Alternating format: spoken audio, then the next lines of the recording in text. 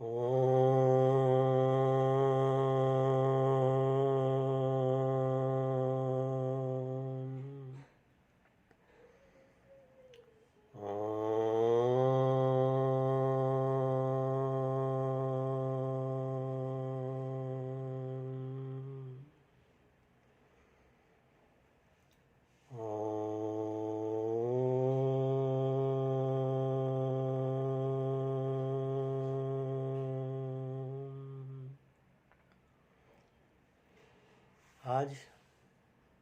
अध्याय 4 श्लोक 15 से आगे का पाठ करेंगे।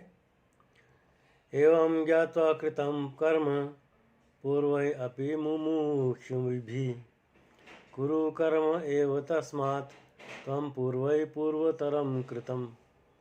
प्राचीन काल में समस्त मुक्त आत्माओं ने मेरे दिव्य प्रकृति को जान करके ही कर्म किया, अतः तुम्हें चाहिए कि उनके पद चिन्हों का अनुसरण करते हुए अपने कर्तव्य का पालन करो।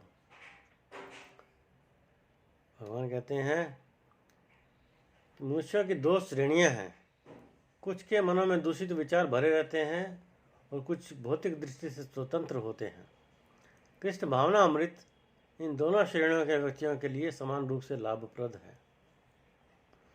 जिनके मनों में दूषित विचार भरे हैं उन्हें चाहिए कि भक्ति के अनुष्ठानों का पालन करते हुए क्रमिक शुद्धिकरण के लिए कृष्ण भावना अमृत को ग्रहण करें, और जिनके मन पहले ही ऐसे शुद्धियों से स्वच्छ हो चुके हैं वे उसी कृष्ण भावना अमृत में अग्रसर होते रहें, जिससे अन्य लोग उनके आदर्श कार्यों का अनुसरण कर सकें और लाभ उठा सकें। मूर्ख व्यक्ति या कृष्ण भावना अमृत में नवदीक्षित प्रायः कृष्ण भावना अमृत का पूरा ज्ञान प्राप्त किए बिना कार्य से विरत होना चाहते हैं, किंतु भगवान ने युद्ध क्षेत्र के कार्य से विमुख होने की अर्जुन की इच्छा का समर्थन नहीं किया। आवश्यकता इस बात की है कि यह जाना जाए कि किस तरह कर्म करना चाहिए।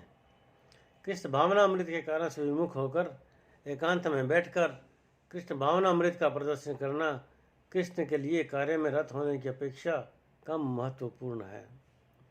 यहाँ पर अर्जुन को सलाह दी जा रही है कि वह भगवान के अन्य पूर्व शिष्यों यथा सूर्यदेव विवस्वान के पद चिन्हों का अनुसरण करते हुए कृष्ण भावना अमृत में कार्य करें। अतः वे उसे सूर्यदेव के कार्यों को संपन्न करने के लिए आदेश देते हैं, जिसे सूर्यदेव ने उनसे लाखों वर्ष पूर्व सीखा था। यहाँ पर भगवान कृष्ण के सारे शिष्यों का उल्लेख पूर्ववर्ती मुक्त पुरुषों के रूप में हुआ है, जो कृष्ण द्वारा नियत कर्मों को संपन्न करने में लगे हुए थे।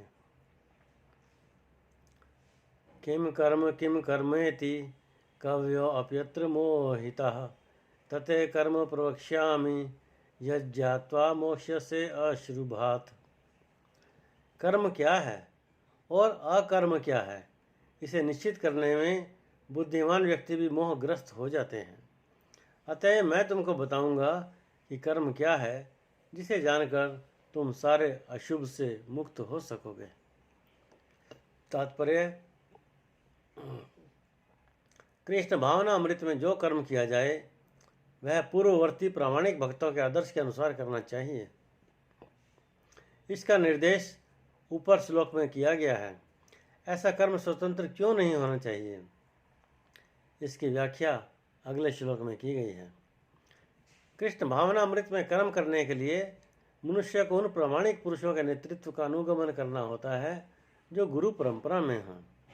जैसा कि इस अध्याय के प्रारंभ में कहा जा चुका है, कृष्ण भावना अमृत पद्धति का उपदेश सर्वप्रथम सूर्यदेव को दिया गया, जिन्होंने इसे अपने पुत्र मनु से कहा।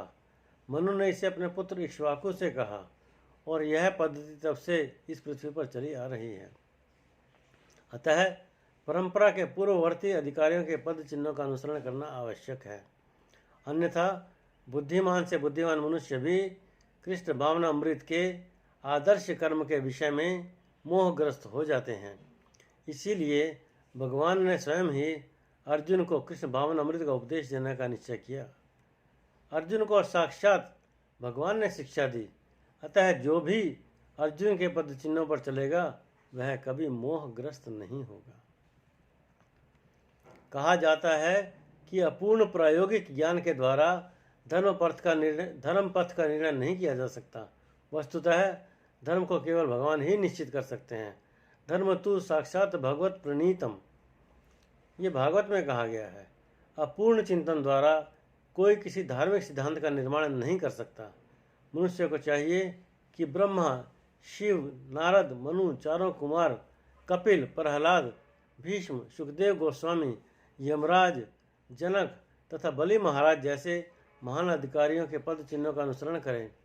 केवल मानसिक चिंतन द्वारा यह निर्धारित करना कठिन है कि धर्म या आत्म साक्षात्कार क्या है। अतः भगवान अपने भक्तों पर अहेतु की कृपावश स्वयं ही अर्जुन को बता रहे हैं कि कर्म क्या है और अकर्म क्या है। केवल कृष्ण भावनामृत में किया गया कर्म ही मनुष्य को भवबंधन से उबार सकता है। कर्मणा ही अपि बोधव्यम बोधव्यम च विकर्मणः, बोधव्यम गहना कर्मणः गतिः। कर्म की बारीकियों को समझना अत्यंत कठिन है। अतः मनुष्य को चाहिए कि वह यह ठीक से जाने कि कर्म क्या है और विकर्म क्या है और अकर्म क्या है। तात्पर्य यह है, यदि कोई सचमुच ही भवबंधन से मुक्ति चाहता है तो उसे कर्म, अकर्म तथा विकर्म के अंतर को समझना होगा। कर्म, अकर्म तथा विकर्म के विश्लेषण की आवश्यकता है, क्योंकि यह अत्यंत गहन विषय है। कृष्ण भावनामृत को तथा गुणों के अनुसार कर्म को समझने के लिए परमेश्वर के साथ संबंध को जानना होगा। दूसरे शब्दों में, जिसने यह भली भांति समझ लिया है वह जानता है कि जीवात्मा भगवान का नित्य दास है। फलस्वरूप उससे कृष्ण भावनामृत में कार्य करना है। संपूर्ण भगवद गीता का यही लक्ष्य है।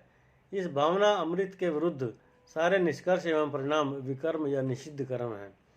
इसे समझने के लिए मनुष्य को कृष्ण भावनामृत के अधिकारियों की संगति करनी होती है और उनसे रहस्य को समझना होता है। यह साक्षात भगवान से समझने के समान है, अन्यथा बुद्धिमान से बुद्धिमान मनुष्य भी मोहग्रस्त हो जाएगा। कर्मण्य कर्म यह पश्येद कर्मणि च कर्म यह, स बुद्धिमान मनुष्येषु स युक्ता कृष्ण क्रम कृतः। जो मनुष्य कर्म में अकर्म और अकर्म में कर्म देखता है वह सभी मनुष्यों में बुद्धिमान है और सब प्रकार के कर्मों में प्रवृत्त रहकर भी दिव्य स्थिति में रहता है। तात्पर्य, कृष्ण भावना अमृत में कार्य करने वाले व्यक्ति स्वभावतः कर्म बंधन से मुक्त होता है। उसके सारे कर्म कृष्ण के लिए होते हैं। अतः कर्म के फल से उसे कोई लाभ या हानि नहीं होती। फलस्वरूप वह मानव समाज में बुद्धिमान होता है। यद्यपि वह कृष्ण के लिए सभी तरह के कर्मों में लगा रहता है। अकर्म का अर्थ है कर्म के फल के बिना। निर्विशेषवादी इस भय से सारे कर्म बंद कर देता है कि कर्मफल उसके आत्म साक्षात्कार के मार्ग में बाधक न हो। किंतु सगुणवादी अपनी स्थिति से भली भांति परिचित रहता है कि भगवान का नित्य दास है। अतः वह अपने आप को कृष्ण भावनामृत के कार्यों में तत्पर रखता है। क्योंकि सारे कर्म कृष्ण के लिए किए जाते हैं, अतः इस सेवा करने से उसे दिव्य सुख प्राप्त होता है। जो इस विधि में लगे रहते हैं वे व्यक्तिगत इंद्रिय तृप्ति की इच्छा से रहित होते हैं। कृष्ण के प्रति उसका नित्य दास्य भाव उसे सभी प्रकार के कर्म फल से मुक्त करता है। यस्य सर्वे समारंभा काम संकल्प वर्जितः, ज्ञानाग्नि दग्ध कर्माणाम तमाहुः पंडितम बुधा। जिस व्यक्ति का प्रत्येक प्रयास यानी कि उसका हर उद्यम इंद्रिय तृप्ति की कामना से रहित होता है, उसे पूर्ण ज्ञानी समझाया जाता है। उसे ही साधु पुरुष ऐसा करता कहते हैं जिसने पूर्ण ज्ञान की अग्नि से कर्म फलों को भस्मसात कर दिया है। तात्पर्य, केवल पूर्ण ज्ञानी ही कृष्ण भावना भावित व्यक्ति के कार्यकलापों को समझ सकता है। ऐसे व्यक्ति में इंद्रिय तृप्ति की प्रवृत्ति का अभाव रहता है। इससे यह समझा जाता है कि भगवान के नित्य दास के रूप में उससे अपने स्वाभाविक स्वरूप का पुनर्ज्ञान है, जिसके द्वारा उसने अपने कर्म फलों को भस्म कर दिया है। जिसने ऐसा पूर्ण ज्ञान प्राप्त कर लिया है वह सचमुच विद्वान है। भगवान के नित्य दासता के इस ज्ञान के विकास की तुलना अग्नि से की गई है। ऐसी अग्नि एक बार प्रज्वलित हो जाने पर कर्म के सारे फलों को भस्म कर सकती है। त्यक्त्वा कर्म फलासंगम नित्य तृप्तो निराश्रयः, कर्मण्य अभिप्रवृत्तो अपि नैव किंचित करोति सः। अपने कर्म फलों की सारी आसक्ति को त्याग कर सदैव संतुष्ट तथा स्वतंत्र रहकर वह सभी प्रकार के कार्यों में व्यस्त रहकर भी कोई सकाम कर्म नहीं करता। कर्मों के बंधन से इस प्रकार की मुक्ति तभी संभव है जब मनुष्य कृष्ण भावना भावित होकर कार्य कृष्ण के लिए करे। कृष्ण भावना भावित व्यक्ति भगवान के शुद्ध प्रेमवश ही कर्म करता है।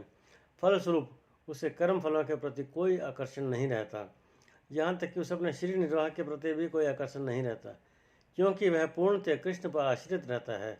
वह न तो किसी वस्तु को प्राप्त करना चाहता है और न अपनी वस्तुओं की रक्षा करना चाहता है। वह अपनी पूर्ण सामर्थ्य से अपना कर्तव्य करता है और कृष्ण पर सब कुछ छोड़ देता है। ऐसा अनासक्त व्यक्ति शुभ अशुभ कर्म फलों से मुक्त रहता है। अतः कृष्ण भावना अमृत से रहित कोई भी कार्यकर्ता पर बंधन स्वरूप होता है और विकर्म का यही असली स्वरूप है, जैसा कि पहले बताया जा चुका है। निराश्रियत चित्तात्मा त्यक्त सर्वपरिग्रह शारीरम केवलम कर्म कुर्वन् आपनोति किल विषम। ऐसा ज्ञानी पुरुष पूर्ण रूप से संयमित मन तथा बुद्धि से कार्य करता है, अपनी संपत्ति के सारे स्वामित्व को त्याग देता है और केवल शरीर निर्वाह के लिए कर्म करता है। इस तरह कार्य करता हुआ वह पाप रूपी फलों से प्रभावित नहीं होता है। कृष्ण भावना भावित व्यक्ति कर्म करते समय कभी भी शुभ या अशुभ फल की आशा नहीं रखता। उसके मन तथा बुद्धि पूर्णतः वश में होते हैं। वह जानता है कि वह परमेश्वर का भिन्न अंश है, अतः अंश रूप में उसके द्वारा संपन्न कोई भी कर्म उसका न होकर उसके माध्यम से परमेश्वर द्वारा संपन्न हुआ होता है। जब हाथ हिलाता है तो वह स्वेच्छा से नहीं हिलाता, अभी तो सारे शरीर की चेष्टा से हिलता है। कृष्ण भावना भावित व्यक्ति भगवत इच्छा का अनुगामी होता है, क्योंकि उसकी निजी इंद्रिय तृप्ति की कोई कामना नहीं होती। वह यंत्र के एक पुर्जे की भांति हिलता डुलता है। जिस प्रकार रख रखाव के लिए पुर्जे को तेल और सफाई की आवश्यकता पड़ती है, उसी प्रकार कृष्ण भावना भावित व्यक्ति कर्म के द्वारा अपना निर्वाह करता रहता है, जिससे वह भगवान की दिव्य प्रेम भक्ति करने के लिए ठीक बना रहे। अतः वह अपने प्रयासों के फलों के प्रति निश्चेष्ट रहता है। पशु के समान ही उसका अपने शरीर पर कोई अधिकार नहीं होता। कभी कभी क्रूर स्वामी अपने अधीन पशु को मार भी डालता है तो भी पशु विरोध नहीं करता, नहीं उसे कोई स्वाधीनता होती है। आत्म साक्षात्कार में पूर्णतः तत्पर कृष्ण भावना भावित व्यक्ति के पास इतना समय नहीं रहता कि वह अपने पास कोई भौतिक वस्तु रख सके। अपने जीवन निर्वाह के लिए उसे अनुचित साधनों के द्वारा धन संग्रह करने की आवश्यकता नहीं रहती। अतः वह ऐसे भौतिक पापों से कलमशग्रस्त नहीं होता। वह अपने समस्त कर्म फलों से मुक्त रहता है। आज यहीं तक। अध्याय 4 श्लोक 22 से आगे का पाठ अगले सत्र में किया जाएगा। धन्यवाद मित्रों, आप सभी का कल्याण हो। ओम।